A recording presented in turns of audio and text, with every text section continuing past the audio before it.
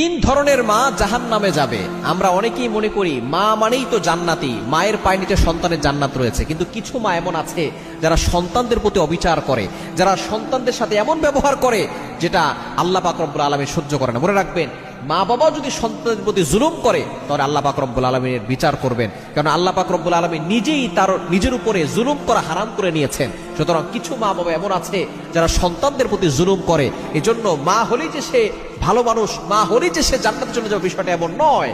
অনেকেই বলে যে আমার মা তো অনেক ভালো, এবং অনেকে বলে আমার স্ত্রী খুব ভালো।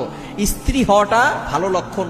ভালো একজন মানুষ তখনই হবে যখন সে শাশুড়ি হবে এবং নিজের ছেলের বউর সাথে নিজের মেয়ের মতো আচরণ করবে, তখনই সে আদর্শ একজন ভালো মানুষ হতে পারবে। কিন্তু অনেক মা ভালো, কিন্তু যখনই ছেলেটাকে বিয়ে দেয় তখন বউয়ের সাথে আর ভালো ব্যবহার করতে পারে না। এজন্য ভালো ব্যবহার তখন হবে, আদর্শ মানুষ তখন হবে যখন সে নিজের ছেলের বউর সাথে ভালো ব্যবহার করবে। তিন ধরনের মা। নাম্বার ওয়ান, এক নাম্বার হচ্ছে যারা নিজের সংসারের সন্তানদের ভিতরে ঝগড়া লাগিয়ে দেয়। নিজের মা স্বার্থের জন্য আপন ভাই বোনের ভিতরে ঝগড়া লাগিয়ে দেয়। আপন ভাই বোন দেখা যাচ্ছে মায়ের কারণে তারা যুগের পর যুগ ধরে কথা বলে না। এজন্য যেই মা নিজের সন্তানদের ভিতরে ঝগড়া লাগিয়ে দেয় সেই মা জাহান্নামে চলে যাবে। এবং দ্বিতীয় নাম্বার হচ্ছে যেই মা নিজের সন্তানদের অধিকারগুলো দেয় না, হকগুলো দেয় না।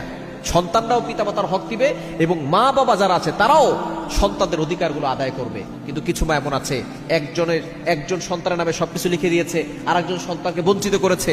এই সন্তানের অধিকার যারা দেয় না তারা কিন্তু জাহান্নামে চলে যাবে। এবং তিন নাম্বার, যারা অন্যায়ভাবে বিনা কারণে অভিশাপ দেয়। মনে রাখবেন, নবী সাল্লাল্লাহু আলাইহি ওয়াসাল্লাম জানিয়ে দিয়েছেন, যখন মেরাজ থেকে এসেছেন, বুখারী শরীফের হাদিস, তখন নবী সাল্লাল্লাহু আলাইহি ওয়াসাল্লাম বলে দিয়েছেন, ইয়া মাশারা নিসা, হে মহিলা সম্প্রদায়, তোমরা তাসাদদাকনা, বেশি বেশি করে সদকা করো। তখন নারীরা জিজ্ঞেস করেছেন, ইয়া রাসূলুল্লাহ, ইয়া হাবিবাল্লাহ, কেন সদকা করব? তখন নবী সাল্লাল্লাহু আলাইহি ওয়াসাল্লাম বলেছেন যে আমি যখন জাহান্নামে গেছি তখন অধিকাংশ নারীদেরকে দেখেছি। কেন? কারণ তাকফুরুল্লাহ লানা, তাকসুরুল্লাহ লানা, তারা বেশি বেশি করে অভিশাপ দেয়, নিজের সন্তানের প্রতি অভিশাপ দিতে দ্বিধাবোধ করে না। এজন্য অবশ্যই সতর্ক থাকতে হবে, নিজের সন্তানকে অভিশাপ দিবেন না। অন্যায়ভাবে অভিশাপ দিলে ওই মা ও জাহান্নামে চলে